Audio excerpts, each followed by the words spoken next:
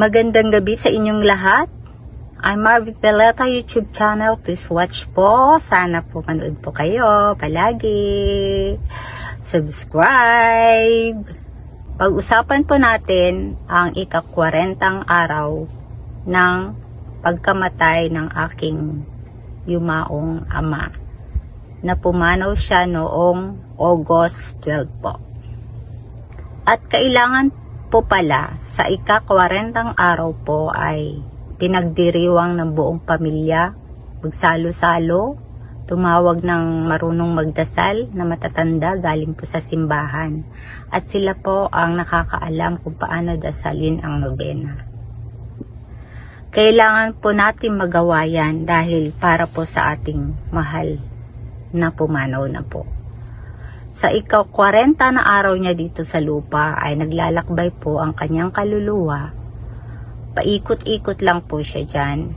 At sa ika-40 araw po ay aakyat na po siya sa langit. At sana'y pagdasal natin ng aking ama ay matahimik ang kanyang kaluluwa. At ngayong araw ng ika-40 araw niya ay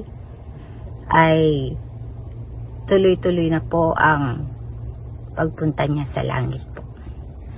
Kailangan po natin itong ipagdasal para po hindi po maligaw ang ating mahal sa buhay. Para po matahimik na po sila at para po makasama na niya ang ating Panginoong Hesukristo. Kaya kailangan po natin magdasal. Pagdasal po natin sila.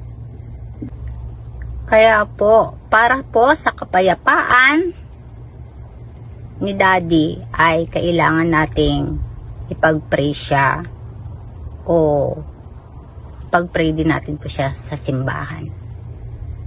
Basta, wag lang natin pong kakalimutan ang ating namayapang magulang. Salamat po.